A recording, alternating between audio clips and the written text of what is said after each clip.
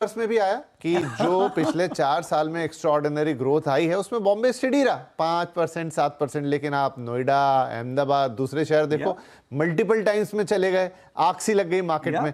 तो ये बात तो सही है शेखर भाई, लेकिन इसको कैसे समझे? देखिए इस समय तो जो प्रॉपर्टी के नंबर जिनको देख के हम खुश भी होते हैं या वो हेडलाइंस बनती हैं वो ज़्यादातर आ रहे हैं प्राइम प्रॉपर्टी में।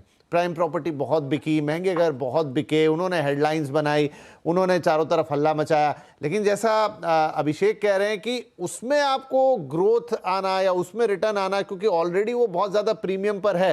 अब वो लोकेशन का प्रीमियम है, प्रॉपर्टी का प्रीमियम है, ब्रांड का प्रीमियम है, और एक है कि जहां आप कंपैरेटिवली एक मिड या अफोर्डेबल वाली चीज़ लेते हो उसमें ग्रोथ के ज़्यादा चांसेस होंगे। आप क्या कहेंगे?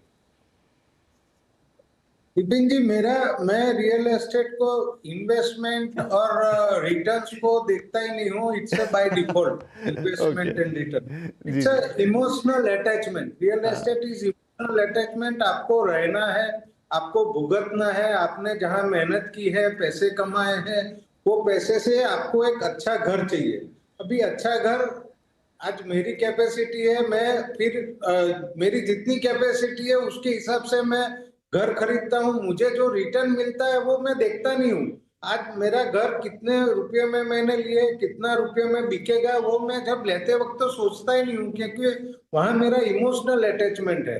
तो मैं कभी रियल एस्टेट को एज ए इन्वेस्टमेंट नहीं देखता हूँ, मैं तो एज अ घर देखता हूँ। इमोशनल अटैचमेंट, मेरा फैमिली कैसे खुश रहेगा, मेरे पिताजी माताजी कैसे खुश रहेगा, वाइफ कैसे खुश रहेगी और बच्चे कैसे खुश रहेगा, वो है। और दूसरा एक मैं अभिषेक जी के डेटा में बताना चाहूंगा एसेट क्लास का इन्वेस्टमेंट। तो अभिषेक जी ने बताया कि 50% of the asset is real asset. ये उनकी बात सही है, पर ये टियर 1 यानी मेट्रो सिटी में जो हायर कैटेगरी के लोग हैं उनकी, यानी हायर इनकम ग्रुप है HIG, और उसके ऊपर का जो ग्रुप है उसका 50% asset is real asset. But जो MIG है और जो लोअर इनकम ग्रुप है पूरे हिंदुस्तान में, उसका एक जो रिपोर्ट आप देखेंगे, जो दोनों को अलग अलग कैटेगरी करेंगे, तो 70% of asset of LIG and MIG people are in is in real estate. तो वो उनका 70% एसेट रियल एस्टेट में है, 10% एसेट गोल्ड में है, और बाकी 20% एसेट जो है उनकी वो या इक्विटी में है या तो फिर बैंक में डिपॉजिट के रूप में पड़ा है। तो आज भी इंडिया का 70% एसेट रियल एस्टेट है और 10% गोल्ड है। तो 80% of the asset of India is real estate and gold. और ये साल ऐसा है कि सबको इसमें रिटर्न अच्छा देखने को मिला है, गोल्ड में भी अच्छा रिटर्न देखने को मिला है, और रेसिडेंशियल रियल एस्टेट में भी अच्छा रिटर्न देखने को मिला है। तो इसीलिए आज इस साल की दिवाली मेरे हिसाब से इतने सालों में सबसे अच्छी दिवाली जाएंगी लोगों को, क्योंकि उनको वो बेचना नहीं है, पर एक नोशनल वैल्यू बढ़ी हुई है, तो that gives the happiness to the family. नहीं ये है बात आपकी सही। और मुझे लगता है शेखर भाई, चूंकि आप एक डेवलपर पर्सपेक्टिव से भी सोचते हो और आपका जो विजन रहा है आपकी कंपनी का कि मैं लोगों को अच्छा घर दूं, देखिए जो देश के अच्छे डेवलपर हैं उनके मन में तो ये रहता है कि मेरा प्रोडक्ट ऐसा हो कि जाके उसमें लोगों को खुशहाली मिले, वो अच्छे से रहें, प्रॉस्पर करें, वो एक पॉइंट है। लेकिन किरण साहब, एक ये भी पॉइंट है कि बहुत सारे जो हमें सवाल आते हैं, हमारा एक और शो है प्रॉपर्टी गुरु, वहाँ पर हम यही बताते हैं लोगों को कि कौन सा घर खरीदना है, कैसा है, यही सवाल वो हमसे पूछते हैं। तो जो भी घर खरीद रहा होता है, कहीं बैकड्रॉप में ये तो उसके मन में रहता ही रहता है कि यार ये इलाका कैसा। 2-3 सवाल कॉमन है कि मैंने ये फला प्रॉपर्टी आइडेंटिफाई की, अब जरा ये बताइए डेवलपर कैसा है, ये इलाका कैसा है, और मुझे इस पे रिटर्न कितना मिलेगा। तो मन में कहीं ना कहीं बैकड्रॉप में वो सवाल आते हैं कि यार कैसे मतलब इस पे बढ़िया रिटर्न बने। तो उस लिहाज से जब मैं घर को देखता हूं तो मैं कैसे सिलेक्ट करूं? भले ही बात बिल्कुल सही है शेखर भाई की, और आप ऐसा कर भी नहीं सकते कि जो एक मिडिल क्लास है कि मैं सब कुछ, हाँ एक घर अगर है मेरे पास देन मैं सोचूंगा दूसरा इन्वेस्टमेंट के लिए, तीसरा। लेकिन बहुत सारे हैं जो तो पहले ही घर ले रहे होते हैं, तो वो क्या देखे, वो क्या समझे, वो कैसे इस चीज को वो आइडेंटिफाई करे जहां पर उसकी नीड तो पूरी हो लेकिन साथ में उसको वो जो रिटर्न वाला क्वेश्चन है वो भी अच्छा मिले। देखो, हिंदुस्तानी के मन में रिटर्न जो खरीद रहा है रहने के लिए, उसमें भी रिटर्न अच्छा मिले, होना ही चाहिए। क्यों? क्योंकि 50% या 70% of their wealth is in the house only. अभी वही नहीं ग्रो होगा तो मैं तो रहूंगा, बीवी जूते मारेगी अलग। तो ये तो होना ही चाहिए, बट नेचुरल, राइट। अब आपने पूछा कि अगर मुझे रहने के लिए भी घर खरीदना है, so what should I consider. तो हम ना बचपन मतलब रियल एस्टेट करियर बचपन से हम हमेशा यही सुन रहे हैं, location location location, right. My genuine belief is that it is changing now. Okay, अब हो गया है डेवलपर कैसा है, टाइम पे डिलीवर करेगा कि नहीं करेगा। लोकेशन तो है ही इंपॉर्टेंट, बट घर का प्राइस क्या है, साइज क्या है, क्योंकि अभी हिंदुस्तान आज भी 2 बेडरूम ही ज्यादा बिकता है हिंदुस्तान में, but Indians aspire to be in 3 bedrooms, right. They want कि नाना नानी हमारे साथ आके रहें, दादा दादी रहें, एक कोई विजिटर आए तो उसके लिए रूम रहे। So you have to look at delivery first. कोई भी घर खरीद रहा है, delivery is the most important, जिसमें ब्रांड भी आ गया। यू नो अभी शेखर भाई पॉपुलर हैं अहमदाबाद में, तो पता है कि ये बनाएंगे कुछ तो डिलीवर कर ही देंगे। Second would be location and third would be price, क्योंकि क्या होता है, people do the reverse. Okay, पहले प्राइस, मुझे डिस्काउंट कितना मिल रहा है, मुझे स्कीम क्या मिल रही है, it is important, I agree. But अगर आप 20 साल वहां रहने वाले हो, 20 साल में अगर आप शुरू में 5% महंगा भी खरीद लोगे तो भी आपको 20 साल में रिटर्न्स मिल ही जाएंगे। तो please look at delivery first. मैंने एक प्रोजेक्ट में इन्वेस्ट किया था, नवी मुंबई एयरपोर्ट बनने वाला है, अब बना है। 20 साल पहले इन्वेस्ट किया था, 11 साल लगाया डेवलपर ने बनाने में। सुनिए, ये बात बहुत इंपॉर्टेंट है। मैंने खरीदा था 3000 रुपीज में और बेचा 7000 में। तो आप तो बोलोगे ये तो बहुत ही इंटेलिजेंट आदमी है, but Vipin when you do it in 11 years there are no returns, right.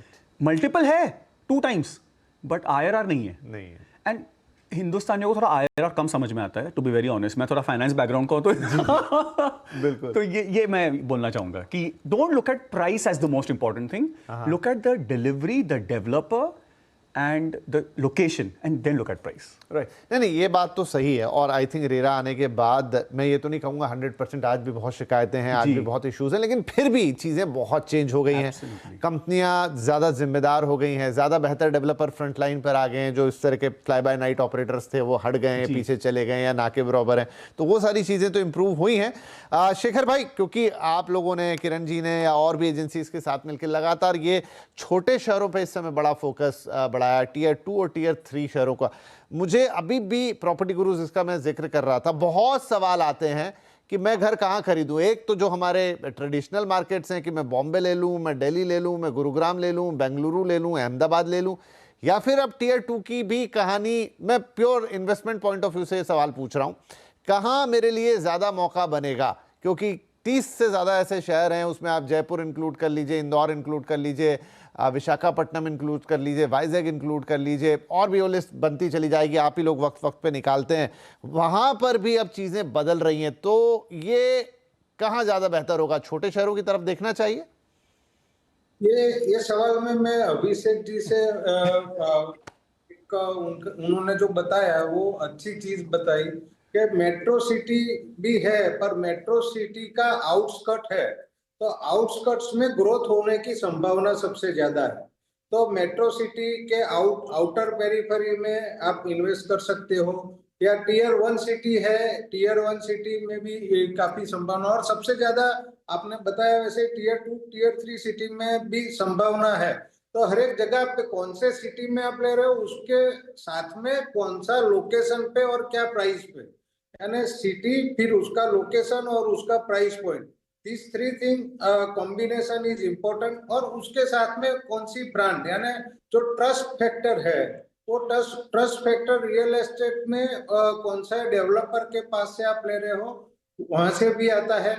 तो इन्वेस्टमेंट रियल एस्टेट का आप बड़े सिटी में आज भी कर सकते हो, पर जो एरिया ऑलरेडी डेवलप हो चुका है, जहां पर ऑलरेडी प्राइस बहुत बढ़े हुए हैं, उससे आप थोड़ा बाहर चले जाइएगा तो वही सिटी में आपको बॉम्बे में भी अच्छे रिटर्न मिल सकते हैं, दिल्ली में भी अच्छे रिटर्न मिल सकते हैं, और अहमदाबाद में तो रिटर्न अच्छे मिल ही रहे हैं। अभिषेक जी तो हमारे अहमदाबाद के एक लिए बन गए, उनके दिल में काफी अच्छी भावना है, तो thank you Abhishek for that. और बाकी सारे Tier 2 Tier 3 सिटी में अच्छा रिटर्न अभी मिल रहा है। और इंडिया का जब मैक्रो मार्केट देखो पिछले साल का, तो गवर्नमेंट ने जो पॉइंट्स किए, यानी आज इंटरेस्ट रेट, हाउसिंग लोन पे इंटरेस्ट रेट 7.5% के आसपास है, इनकम टैक्स में रियायत दे दी, फिर जीएसटी में रियायत दे दी, तो ये 3 अच्छे पॉइंट हो गए। मॉनसून इस बार हमारा काफी अच्छा गया है।